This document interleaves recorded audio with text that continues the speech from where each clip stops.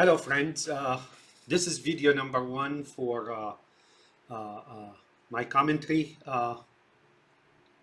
titled Alien Dissected. This is the Alien movie, which was first Alien movie which was released in 1979, and I'm gonna make a few videos commenting on it to what I understand it to be. And first, let me apologize for the poor setup here. I don't have the means to edit and big cameras and TVs and so on and so forth. So it will have to do. But eventually, what's important is really to convey the meaning and the point to you. So this is the first video. Today is October 13th, 2024. 4 or 3:59 p.m. here in Westmont, Illinois. All right, so the movie begins like this. No, excuse me. First, let me explain a few things to you so you will know what I'm talking about later in the movie. Certain personalities and races are represented here, and unfortunately, some of them have some meanings that are terrible, not acceptable to human in human values. Human values do not really are are not exactly incongruent or congruent with what's being implied here. I'll give you an example. When in a iconic movie such as this, you would see a black man in a prominent role, main role, such as Parker, who's Yaphet Kotto, that really in the course of the movie, or the esoteric and the arcane side of the movie, really means the devil. They're representing the devil, or in Western term, the fallen angel in some religions, right? It's the fallen angel. When you see coffee, coffee means Arabs. So will brown, color of brown, right?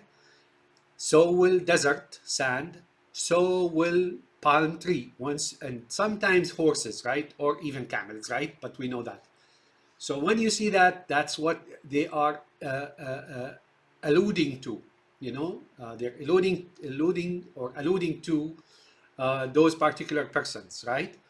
Some people, some characters in this movie, as I explained in the introduction, are sometimes symbolic of certain person. Others are symbolic of a nation. Others are symbolic of some virtual entity. Like I said, here, Yaphet Kotto is really representing the devil or the fallen angel here. Two, there are plots in this movie. Just when it seems so benign to you and you're taken, this is multi-layered movie.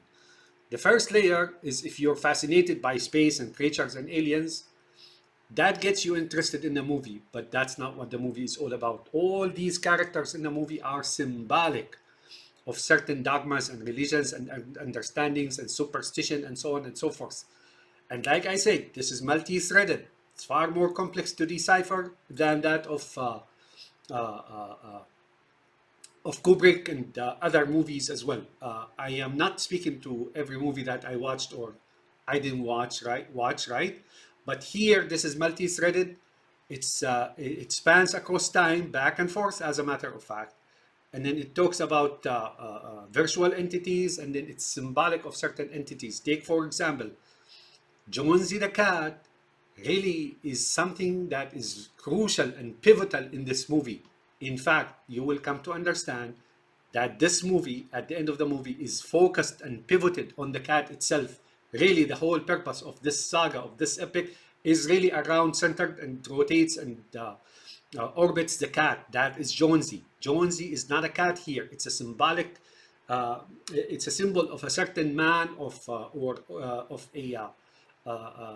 particular individual, or a template for that matter. And the struggle is around Jonesy, as you will come to see. Bear with me, toward the end I will show you exactly what this is all about. So now we're in space, moving in space. Here again, space is really humanity, right? Earth and humanity. but there is still a link in space. That link in space is really something that is a creation in space, but that creation who originated from space is really here on Earth, right? It's a supernatural entity. What I mean by that, the only thing that is relevant to space here is really what they talk about, and they conceal, right, surreptitiously here, and they conceal the target here to be God Himself. They don't consider God as someone who is unlike anything that we've known, but they try to interpret him as something similar to Parker, which is Yaphet Kotto, right? And so here there is a concept of demonic entities and angel entities, right? They say demons and angels and demons. So the main players here are angels, demons, and humans, right? Demons, angels, and humans. There's no cats here. Cat is a symbolic of something that I will explain to you later. Now, in space, they say in space, no one can hear you scream, right? I read this somewhere, either relevant to this movie or somewhere, right? And here, the voice is really communications between angels. So when you hear that sound here or somewhere else at another scene in a movie, that's the sound of angels or demons or whoever it is talking to each other. And if you remember the movie Signs, it's reminiscent of Signs when the boy raises the walkie-talkie and they start hearing the aliens talking. The aliens in that movie was made in 2003, just a few months prior to the invasion of Iraq, and it was preparing humans for humanity or whoever it is for the invasion of Iraq, right? Of course, it is a piece of propaganda and psychological spin zone and so forth and so forth and so on and so forth, which is really not true. On the grounds of reality, it's not true. It is a piece of propaganda to justify the invasion of Iraq and so on and prepare people psychologically, especially here in the Western America for it. So in the movie Signs, those tall aliens that jump above the roof and so on, and they have like communications that you don't hear when they hold the walkie-talkie. These are the Arabs, right? Or the Muslims in general. So here, when you hear this noise, that humming noise in the background in space, that's actually the communication medium of angels and demons and probably God as well, as they noted. This is not how it works.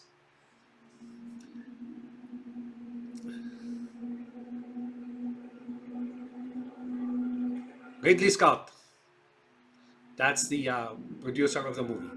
Now, here, as I explained it, first of all, those bars here, excuse me for a minute. Okay, those bars here that appear in the movie, when the subtitles are scrolling up, they do actually tell you just about everything about the movie itself. However, like I said, I struggled with that so much. And eventually, as I was watching those other commentary on the movies, right? Somebody said that the titles are scrolling up and those hypnotic bars are scrolling above. I immediately made the connection, right? So I'll tell you about the connections. And again, if you look, there is like a ton, probably thousands, probably millions of commentary and videos about this movie. The ones I watched, they have absolutely no idea what they're talking about in this movie. And that's why I wanted to make this commentary on the movie. And I declared to certain someone in a librarian what I thought about a certain creature or certain entity in the movie. So I developed that before. And whoever it is I was talking to, that librarian, a lady, not far from me, south of my house, right, of my apartment, was taken aback. She didn't think so. And here, basically, like I said, I tried to make all kind of sense out of these bars, eventually as they cross the planet, right? And they form the word alien. And you take it as a mesmerizing experience. But in fact, they tell you what it is. I'm going to explain it to you now. So I try to calculate, I try to add numbers, I try to read backward like my native language is Arabic, right? So I tried to read from right to left. I tried all kind of things. I just couldn't come up to anything. Now these two here are also, I'm going to explain it to you in a minute, as I understand them, and the planet here is really a certain thing as well. So there are two comes here, two come in from this side, and they exit from the other side. Okay, so here we go.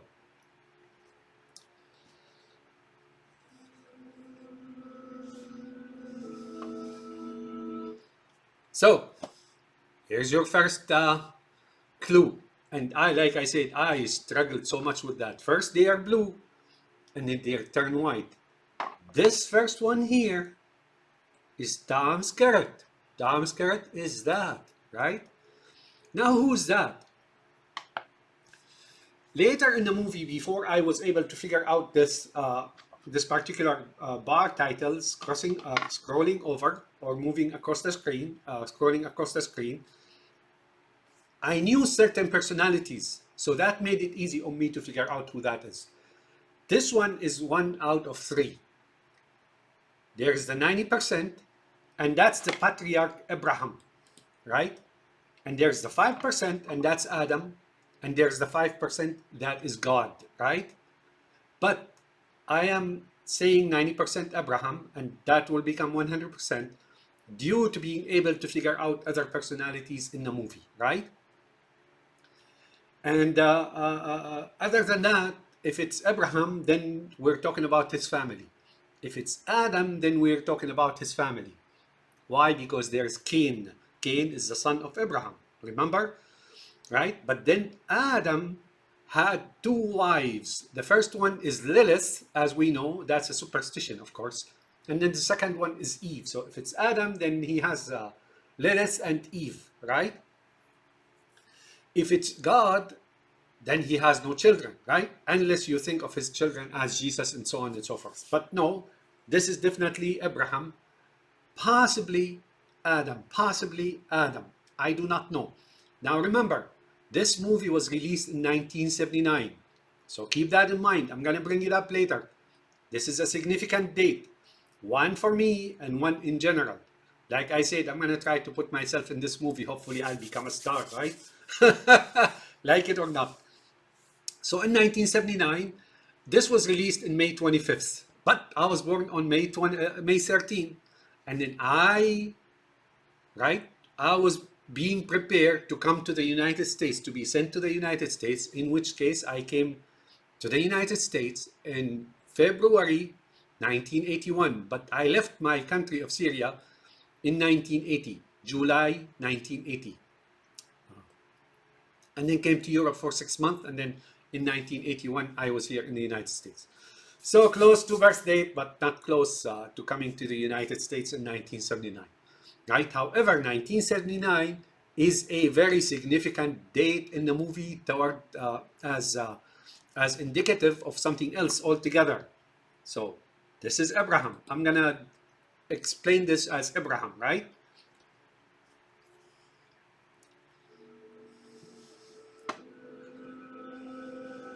Now we see the other bar. Now they all start blue, right?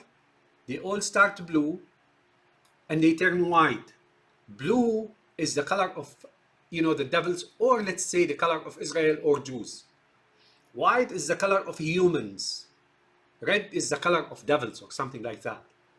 Or if you want to interpret it as one male and one female, red and blue, similar to the pills, blue pill, red pill, right, in the movie The Matrix. I personally took the green pill and I'm fine with that.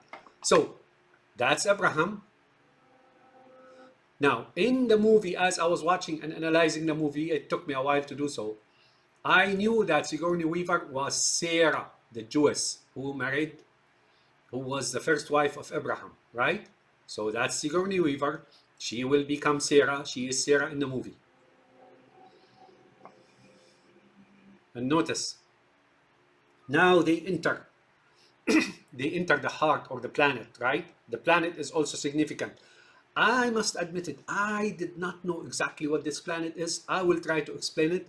Maybe you guys can figure that out, right? And now that's Veronica Cartwright. Veronica Cartwright is Lambert. She is the other woman here. Who is Veronica Cartwright? If this was Abraham and this was Sarah, this would be Hagar, right? And now she is looking blue, right? As if they're saying that, you know, some people in the Western or Gnostic or heretic religions, they say that we're all devils on the inside or something like that. I don't believe that. We have spirits within. They try to go ahead and do some weird details about it. They're getting nowhere. They're always guessing, and people get tired of that and move on. But nonetheless, these are what they're saying they are, right? So now we have Abraham and we have Sarah and we have Hagar, right? And they're all one family. At the end, when they spell the word alien altogether, right? What do? They turn everybody, the whole entire word alien, into blue. So now Abraham and Sarah, right, came from outside, came from Iraq, right? Modern day Iraq or Mesopotamia, right? So these two here may denote the two rivers, right? The Tigris and the Euphrates. Why? Because they're close to Babylon. This here is the Middle East, probably Palestine, probably Egypt, but it's all together. This planet here is Arabia, really. Why am I saying Arabia when Hagar was owned as a teenager, was given to Abraham as a gift, right? Why am I saying this? Right? It's because they enter the planet now. Abraham and Sarah is moving toward the planet as they immigrated from Iraq supposedly to Palestine. He in turn went to Egypt, right? Got on Hagar, right? And then his wife gave it to him as a wife, right? To bear his son Ishmael, right? Right? And that's where she is. He found her in there. But why Arabia and Egypt together? I will explain that later.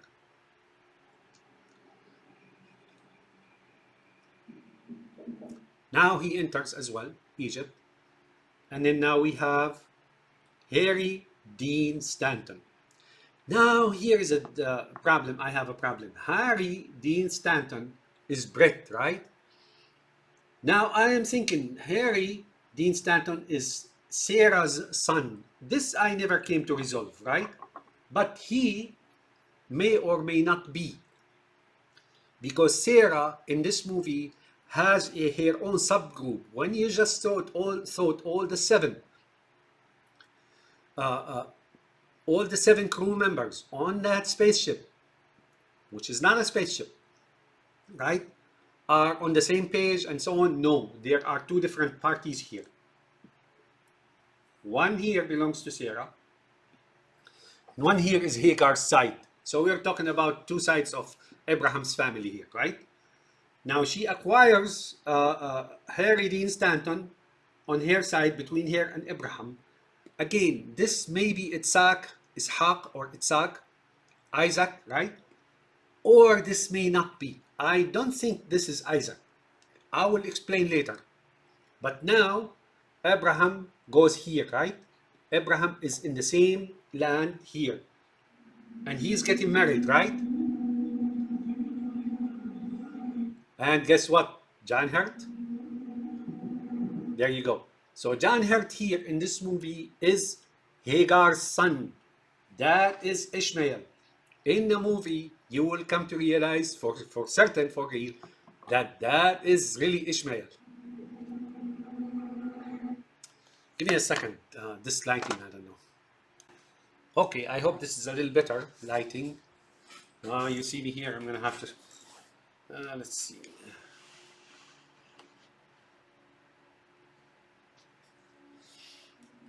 Okay, so now we have a family or semi-family. We have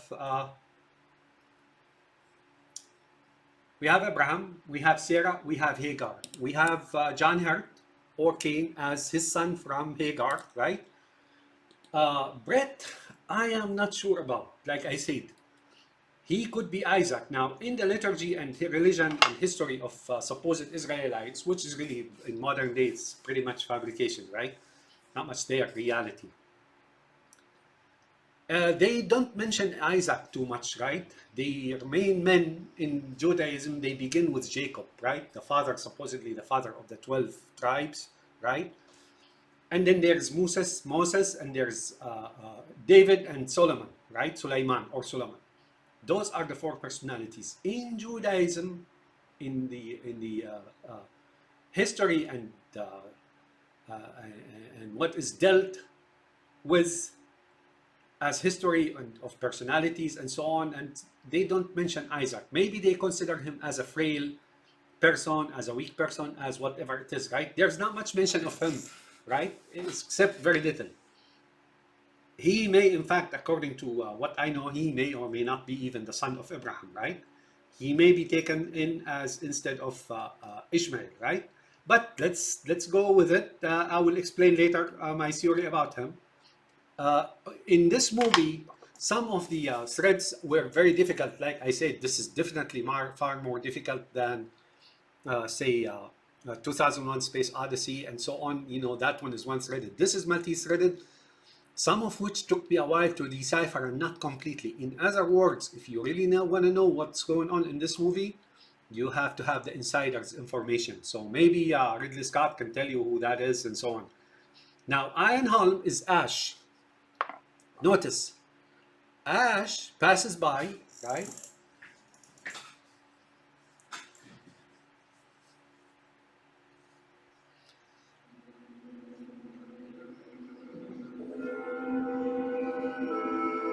But when Ash passes by, we don't see any bar, right? So what they're saying here, Ash is an outsider to this family. Well, that's yes and no. Why? Because you may think because he's a bionic person or synthetic, according to a later release, right, of the movie, they call him synthetic. Remember Bishop, right? Bishop, which denotes a Christian person. And here, they don't show him because he is a robot, right? But that's not true. And here is an ugly side of the understanding behind this movie. Sometimes, like I said, when they show a black person, they portraying a devil, right? Or fallen angel. When they show a synthetic or a robot, that is the human, the heathen. That's not considered a human, right? So, but he is very relevant in this movie. As a matter of fact, we will come to see he signifies he is on this side here, not on this side. Now, Yaphet Kotto comes in as the devil, right? And here you see him attached immediately to Sarah, right? As soon as he shows up, let me roll it back.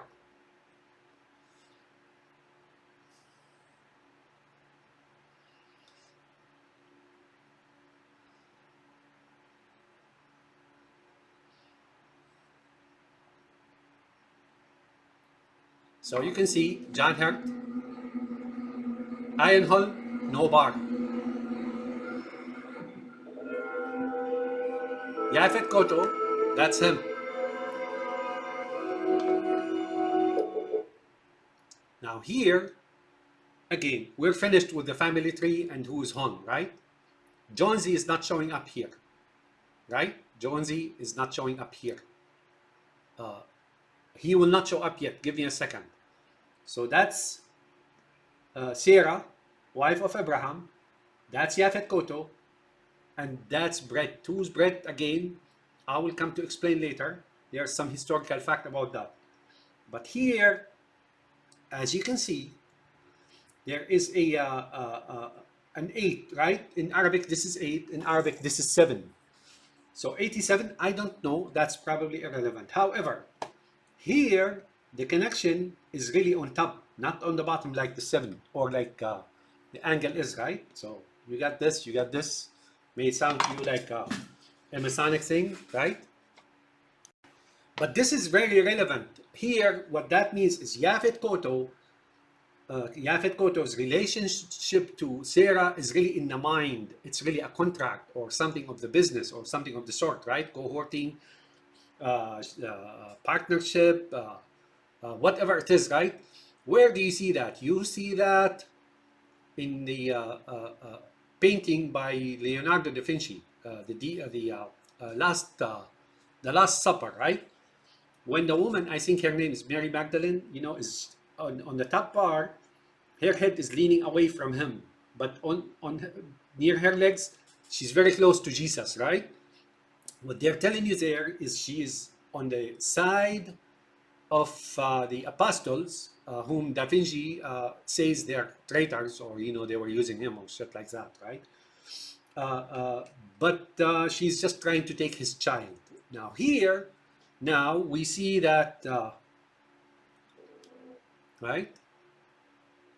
Right, so that's Yaphet Koto, right? But then afterwards, we see that Hagar gets connected here, which means sexually, right? Not the head, but sexually, to something that is not said here.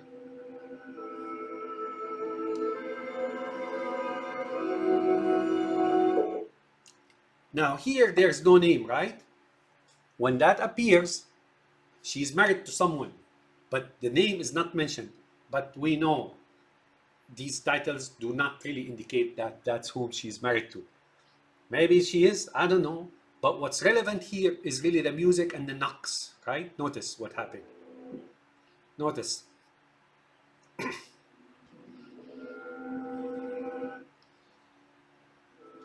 Here.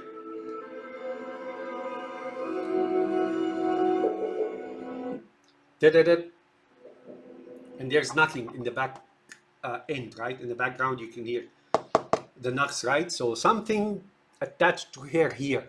Who is that? I can't tell you who that is, but I think it's the alien who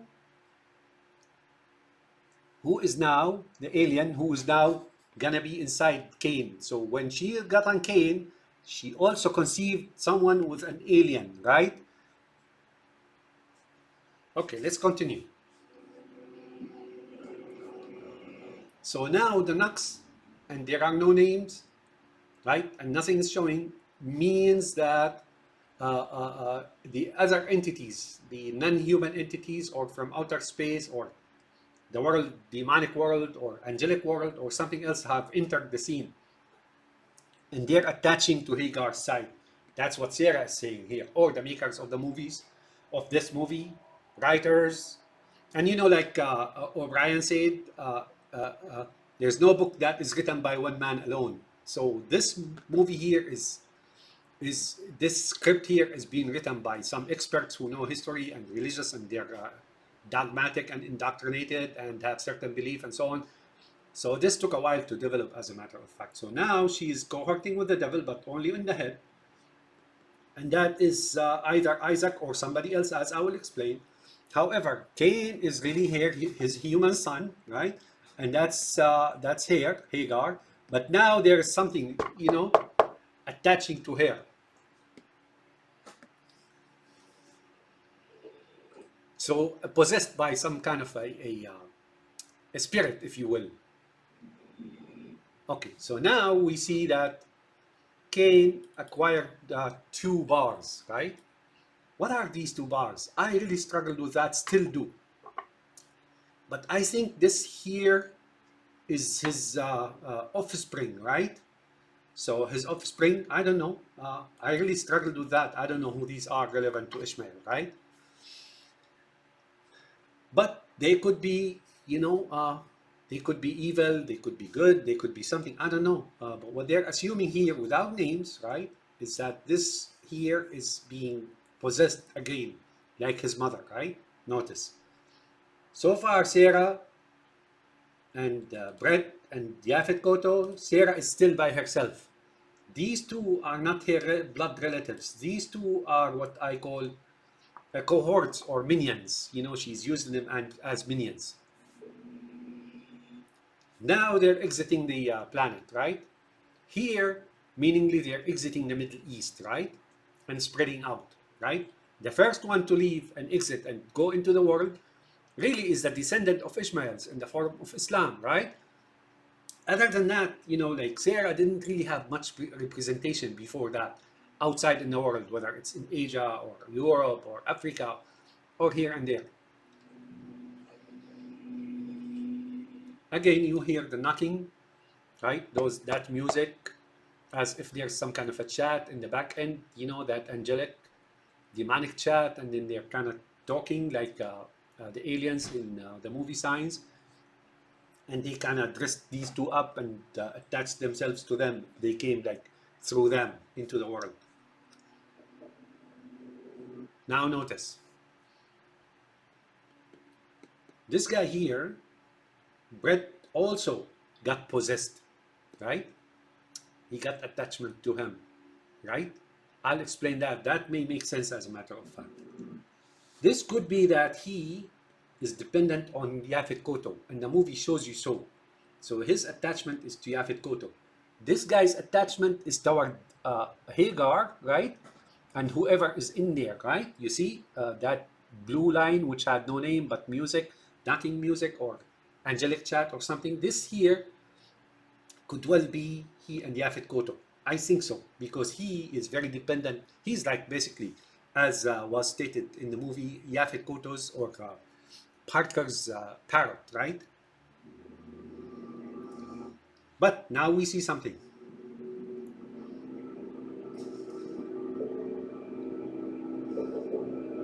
Again, communications going on in the back end. We don't understand what it is. Nobody does. It's an angelic language.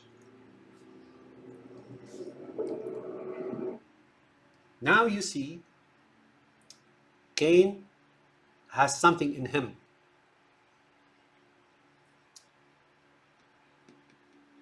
Sarah has something in her, but not in here. Here's who that is. That is the one that entered into Cain, and this is Jonesy. That blue thing here is Jonesy. Give me a second.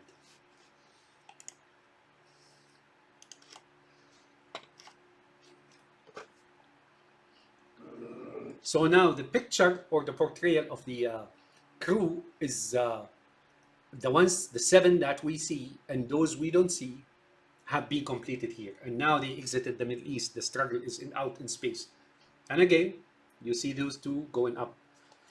This here, the planet I struggled with, but I'm going to try to give it a stab, see if I can explain it. So what is that, right?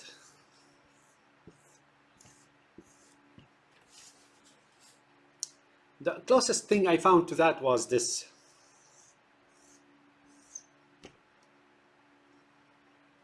You know what that is, right? This could be the Euphrates and the Tigris. This could be going out in the world. So coming from below into the Middle East and going out. Or this could be the world in general, right? World.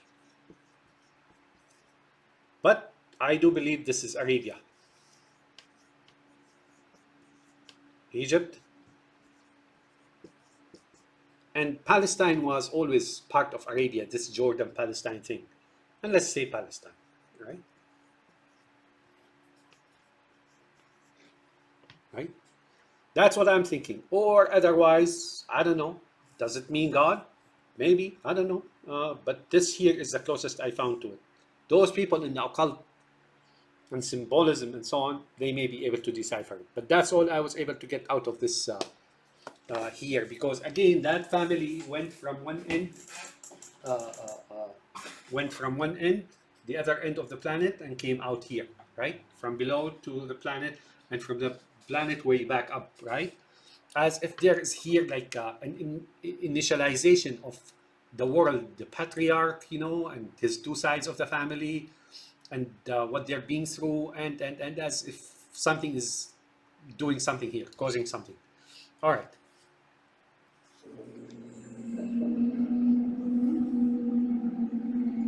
So now we're back to the language of the angels and demons and so on. You know, that humming in the back end. And all these stars are, of course, the humans, right?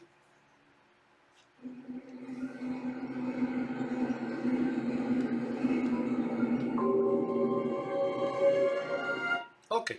Here, the Nostromo, our shipmate, right? Or our man, The cause seven. Seven is very significant in the occult. I really do not know what it means, except that it may mean 1 and 6, as later will prove to be valuable in deciphering the final scene. Refining processing. Refinery processing, right? 20 million tons of mineral ore returning to Earth. So 20 million tons of mineral ore. But later on one of the screens where it identifies the ship, right, on the screens after the awakening, it says its capacity is 200 million tons, not 20 million tons. But is that like a typing mistake? I don't think so, because if the whole ship is 200 million, then they're talking about the number of humans, and then the 20 million is really either it's Zion or some specific entity. So here, my guess is that this is Zion, or whatever is the family of the patriarch, right? They're all riding in the ship. This is similar to the Nebuchadnezzar, if you will, right? But not Nebuchadnezzar. To me, this is the whole thing. This is Zion, right? And then its members, number of adherents or members is 20 million within the 200 million. Is the 20 million angels and demons? Could be. Now, when I said earlier that those personalities are so and so, and they span time, right, back and forth, they could be living longer than us human. Meaningly, what they're saying is Abraham and Sarah and Hagar are really not humans. They live like thousands of years. They're really angels. So they're materializing as the bars which went across the screen showed from blue to white, right? And eventually, when the word was completely spelled out, they turned it into blue again, right? So that's my explanation of this, right? Returning to Earth, right? So 20 million angels returning to Earth. Where were they? Up in heavens? I don't know. I mean, that's what it is. But this here to me is just, this here to me is not space. This here is humanity. And this here is Zion, or whatever that edifice is of Abraham, right? And his crew and whatever angels and demons and his two sides of the family and so on and so forth. Those domes that are inverted, I think they're like domes. They're not storage facilities. The other thing, if the movie, like I said, has economical and financial fold to it, right? And the 20 million tons of mineral ores means gold or means shares, you know, like the shares on stock markets and so on. So here we're really talking money and what in all its forms, right? You see what I'm saying? So that could mean that there is indication also in the movie that that's what this is.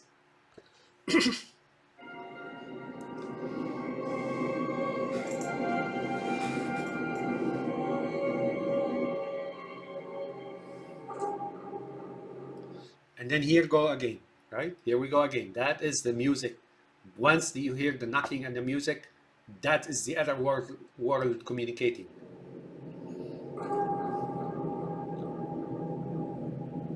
All right. So I heard a lot of comments on these probes or pipes sticking out from below the ship, pointing down. These are guns, right? If you looked at those B-17s in World War II, the bombers that went over Germany and dumped on civilians and so on, so much ordnance and incendiary devices, and when they burned Germany, let's say in the 40s, 1940s, in the last century, right? Right. So they had guns like that dangling from below. Why? Because if they're attacked by fighter jets, right, or fighter airplanes, and from below, there was a guy sitting here shooting right and left. And yes, that's what these are. This ship here is also representative of an expedition into that planet, right, which I called Arabia, right? That's where Hagar went to. That's where those Arabs are, right? That they later illustrate as not humans, right? Right? So there is an expedition into Arabia, right? So here, right, those guns are drawn and ready to fight in case they're attacked, right? So this is here, this is not in space. This is also an expedition on Earth here into some place. What for? For a number of reasons. I will explain later as they come up.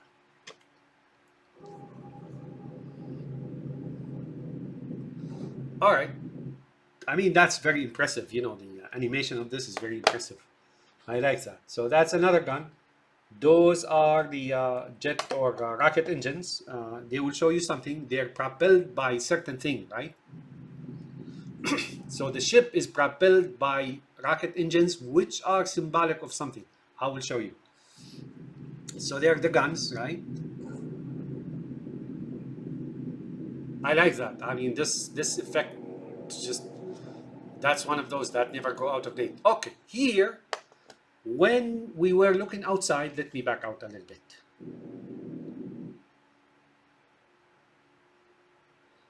Here you would see the camera, right? The camera is watching, but that's not the camera. Here in this movie, the camera that is taking photos or that's shooting the scene in this movie, it also denotes aliens, the alien or aliens. And now he's watching the ship from the outside go by.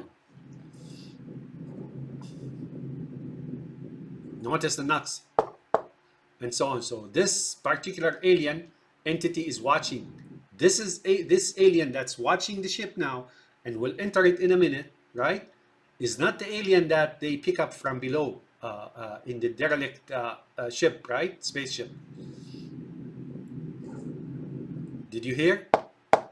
There's communications. They're communicating. Oh, look at this ship coming into our lair or something of the sort.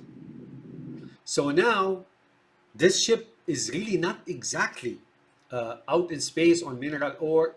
Those ores, like the 20 million tons, are members. This is an expedition into something that is religious, that is racial, that's financial.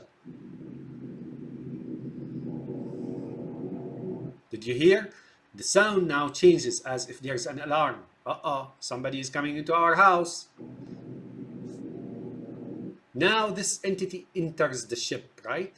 And the ship is really different colors. Blue color denotes you know who, right? Sarah and Camp and their nation, supposedly, Jacob and David and so on. But those stacks are its members. They are the soldiers, right? They're the soldiers. So some of them are red, some of them are blue, right? And different colors. And here, this is an army on the move. And that army is not exactly just an army. There are officers, there's supplies, supply lines for it, and so on and so forth, and hidden and right, and there are reds here, right, reds and blue. So and supply lines, right, and they're moving, right, and there's alarm system, monitoring. This is a very well integrated expedition into that particular area, which will come to. I will show you that it's Arabia. See, so many soldiers. You don't believe that this is an expedition, an invasion into a certain land? I will show you later. This may well be Rome coming in, but like I said, it goes across time, back and forth. Right? Now the entity here, the hidden entity, which is the main alien, sometimes you will see him way toward the end, right? He is moving within the ship, right? So this is the predator coming into the nest of the alien, trying to grab, say, you know how sometimes birds of prey raid the nests of other birds and then snatch they snatch a fledgling, right? A chick, and they get away with it. This is something similar. This is not a trip into space. This is an expedition, right? There goes your soldiers, control panels, right? They control all those soldiers, right? Conscripts and so on, and they have supply lines for them and alarm system and so on and so forth. Or the other theory I had here is that if they're really out in space, then that particular entity brought them into, right, into Arabia. Why? Because they want to pick up something from there. That entity wants to pick up something from there and spread it out. Now, historically, this is wrong, right? This is not what happened. What they're trying to portray here or insinuate or conceal, like by way of metaphor or simile and so on, it's completely wrong. Some of it is true. Like, for example, yeah, there was Abraham. He had a wife called Sarah and his concubine, which was a teenager, right, called Hagar. And then his wife decided to give it to her husband so she can conceive a baby for her. And then when she didn't like that, she took that Hagar out and threw her out in the desert, right? Imagine uh, uh, that nature, she used her first to have a child from her husband, and then she threw her out in the desert with a baby, and that woman, Hagar, was a teenager, right? Imagine how evil that is. In today, if she did that today, she will be arrested, probably put in jail forever or whatever it is, she will get punished real hard. So all the soldiers are red. Again, red may mean males, and then the blue is female, according to that star of six-pointed star, one triangle up and one triangle down, and. Or it could be red devils, or it could be humans. I don't know. I mean, the white to me signifies humans. Blue and red, I just don't know. It may denote religion. These guys are the heretics, right? And those guys, the blue are the Abraham, and then you got the greens. Greens have no representation here. They will come to show you that.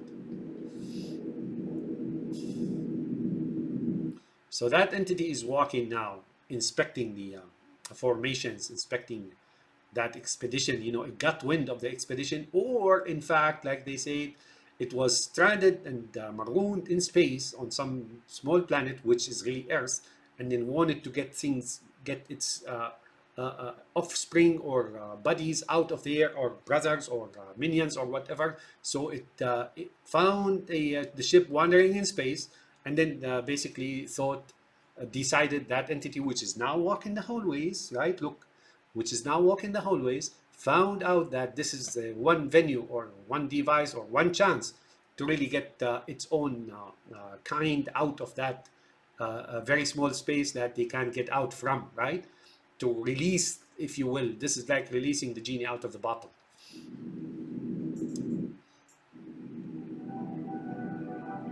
Okay, so here, I'm sorry, the colors are distorted because, like, again, my humble studio here is not exactly what it is. So these two are two birds, right? Dipping birds, right? Drinking water and so on. We all know this from whenever we were little. These are tan or brown. These are blues, right? But the two birds do signify two things. One, and I was really never sure to them, but I am leaning toward two things. One is that one is Ash and one is Parker. One is Hagar and one is Sarah. Now, when they dip in the glass, this is more like subservience, serf, subordination, right? So one of them is bowing down to the other. I looked at it from a Japanese point of view. The Japanese are respectable and polite and so on, right? So when two people meet each other, they bow down like hi. Now, I read in the past or so on TV some kind of documentary that when they bow down and they know each other, the one who is lower in rank bows much deeper, right? Much lower to the other than the other one, right? The other one gestures, but the one that is lower in rank or lesser in status and so on bows much more. So here the two, if this was Parker and Ash, then one is subservient to the other, right? And there's an evidence of that. But more so, this is Sarah, right, and Hagar, and one is bowing down to the other while one is not actually, which means sure enough that's her concubine, right? When they went into Egypt and the Pharaoh gave his daughter Hagar as a gift to Abraham. They used to do that, See? So that's here, that's Hagar, that's Sarah. So now the entity looked and saw that one is subservient to the other, right? So here what they're telling you is that entity, an invisible, unseen entity which entered the ship, is really analyzing who is who and what is what, right? And what's going on, and by the time it wakes them up, right? What you will see is what you will see is like the entity has completely surveyed the ship and the expedition and so on.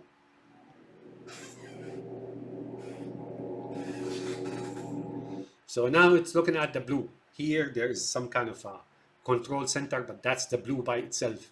Here they don't mix with the reds, you see. And here's keys, right? So the entity moving through is doing like full analysis. 6 and 9, right? Again, sorry for the low quality. I just don't have the means, right? I have the means here, in the brain, but not here.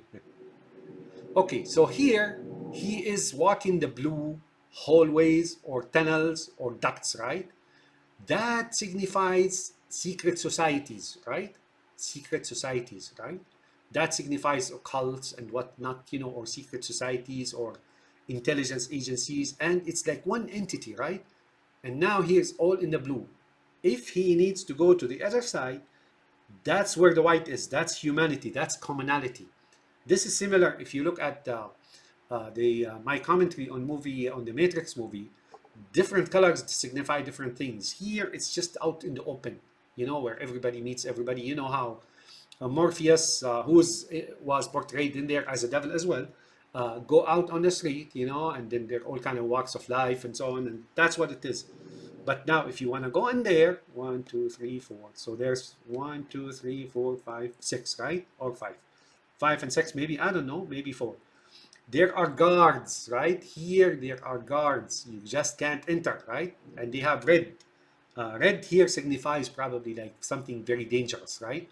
They're ready to fight. They're ready to do something really bad. So behind that, the entity just figured out something there that is behind this door. It must go out in the open, right, in the world, and then enter that particular coven or whatever it is, right? But then that's dangerous. That's protected. So the entity now, look, it figured that out, but then it backed out and it continued. It didn't go through. Why? Because the entity figured that out. Now here you will see, let me see. You will see a lot of these, pens hanging from the ceiling. Pens hanging from the ceiling means there is revelation, right? Usually pen denotes scripture, religion, jurisprudence, and so on, as in Islam. Like in the first few verses in Islam revealed to the Prophet Muhammad was pen. The pen, it's called the chapter of the pen, right? So that's what it denotes. It's hanging from above, so it's coming down. Now these are blue. These are what's called the what I call the tank and the dozer, right, of the Matrix. So those are here, and his blues, right, are in control of the reds, right? They operate them, but they don't go out on their own, right? And here they have authority. Pen also signifies authority, right? The authority is put signature and so on, right? Similar to Joe Biden signing an executive order. That may mean that what this here is saying to you, excuse this, this is my my monitors. I got 2 monitors here, so they reflect. Here, right, what they're saying here is this is the place of authority. You want to enter, there is a deeper place of authority. What that means here is this. My guesstimate is this, right? So the entity, the invisible entity, comes here and sees those guarding the place. I think what that place is here is mother. That computer room, mother. I think that's what's inside here. And the entity figured that out already. But it continued on. Now notice all these here. These are the controllers of Zion. These are the tanks and the dozers. And mother is probably equal to Trinity, right, in the Matrix. And then you see that pen, right? And there's red outside, but this here is blue, right? Notice this is the inner keep of the castle.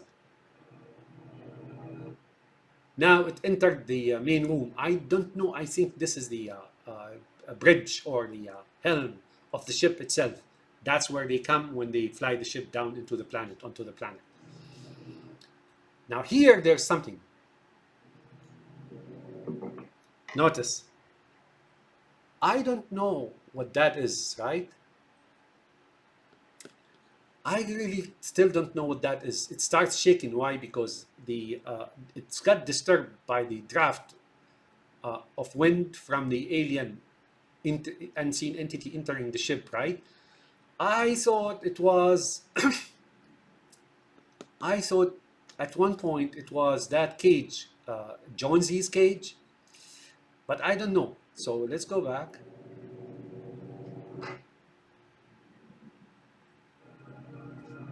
See, it got disturbed. Papers, it checked, the entity checked what's inside of that, and then read the papers, the records of the ship, right? But there's something important here. There's one helmet, helmet, right? There's two helmet.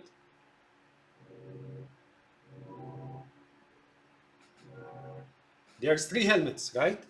So there's one helmet here, one helmet here, one helmet here. 1, 2, 3.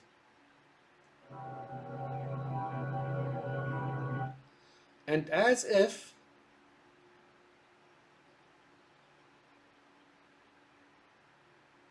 they're different color. So this helmet here is blue. This one seems to be different color. I don't know, red, right? And this here, well, I don't want to speculate. Okay, let's go.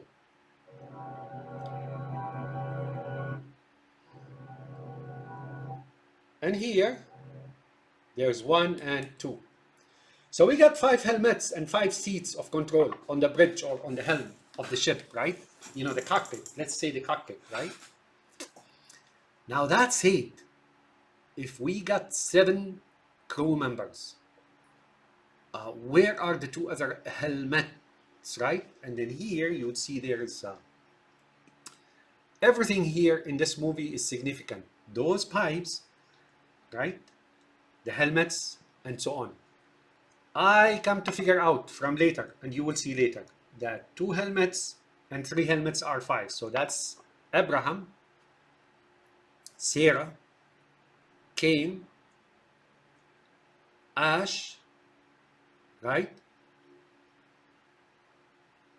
Abraham, Sarah, helmet, Ash, and Lambert. But Yafet, Koto, or Parker and Brett, they don't have helmets, right? These here, I could never figure out. They're all over the movie. Ribbed, flexible pipes. The only thing I saw was their channels of operations, similar to virtual banks, you know, transferring something across the internet and so on, and feeding. And the only thing I was able to find is that they are, in fact, provision or supplies of money, right? Or something of the sort. But that said, Parker and Brett are not out of this picture, and they represent something very ugly. Now you see here, there's a blue toy, right? And then there's a smaller toy. The smaller toy is a pig, right? And there's also, you see the pens hanging down, right? The pens, this is very symbolic, right? Very significant, right? Things dangling from the ceiling, that's from heavens, right? Their dogmatic thing, right? Now this here is very ugly. Here's what I'm going to say to you. I noticed that on all the commentary that I've watched so far, they talk about lust, you know, and sex and so on. Yeah, there's plenty of sex here, but it's not lust. Sex in this movie is about reproduction. Remember what I'm going to say toward the end, I'm going to explain to you. They are about reproduction. There is a problem here. Like I said, there are 2 parties. One is very fighting against the other, but surreptitiously, right? Stealthily, right? Stealthily fighting against the other. There is a certain one thing that needs to be possessed here, and there's a fight, right? Now we know This is Parker, and this is Yaphet Koto. And you saw how subservient Brett is to Parker, right? Here, what they're representing is really one is, excuse my language, is a suck up to the other, right? That's how he treats him. That's how he deals with him. He says that later on. And there, just behind him, that helmet is really that uh, uh, what's her name? Sarah or or Ripley, right? And there is also another, if you see, the pen is also connecting to a smaller toy here, but that toy is different. That comes to signify what it is, right? So Ripley, I looked at Ripley's name. It means the dove, like the symbolism of the Holy Spirit coming down from heaven, and so on and so forth. So there's at one point, maybe just maybe, a representation of Jesus, which is Cain. I don't know, right? But we'll speculate on that later on. So that's what it is. This is a suck up. One is doing the other, right?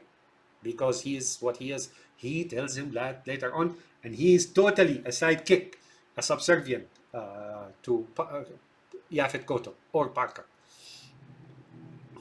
Now the entity keeps scanning the ship, and we know it's very intelligent, it's very powerful, it's so and so, it's so and so. So here, by the time it got here, it really had like full, complete surveying record and knowledge of what's going on in the ship, who is who, and blah blah. It read the records and the boxes, and it's seeing the computers as well on the ship. And notice, poor Parker and Brett, they don't even have helmets. They're just expendable, right? They're there to be used by Ripley.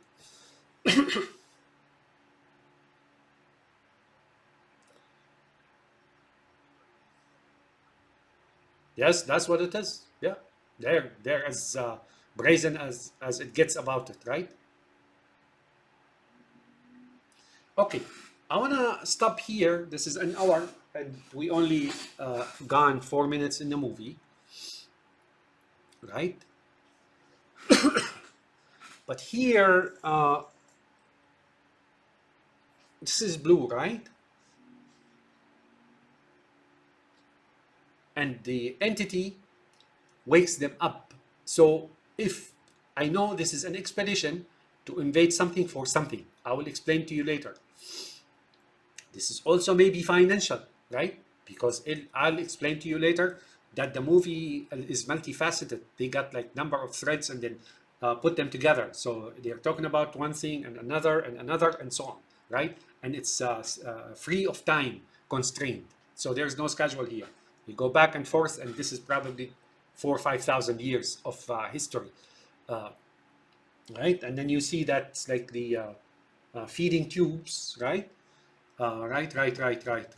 Right. And then now, let's stop here 4 minutes, and then I will continue later, right? So now, if it's an expedition, then the entity entered the ship and knew everything, and then preempted, if you will, preempted against the expedition. And that basically, if they don't have the element of surprise, they don't have the ship and its crew doesn't have the element of surprise anymore. Two, if the ship was cruising freely, innocent of what I just said, right? Then the entity found it an advantage, right? Or a venue or a chance that in many thousands years, right? Passing by in the universe, grabbed it, so it will take its own minions and creates, those things that are in the eggs, right? In the eggs, right? And then now spread them into other worlds, right? So there's like possibility of this and that here. Okay, so this is it for now. And I will continue tomorrow. That's 1 hour and 4 or 5 minutes. And like I said, here we still blue, except the emergency went red immediately, right? So either mother realized that the entity is doing so and so, or the entity is now in control of the ship. One of the two. But I don't think the entity is in full control of the ship. Have a nice day. So this is video number 1 after the commentary.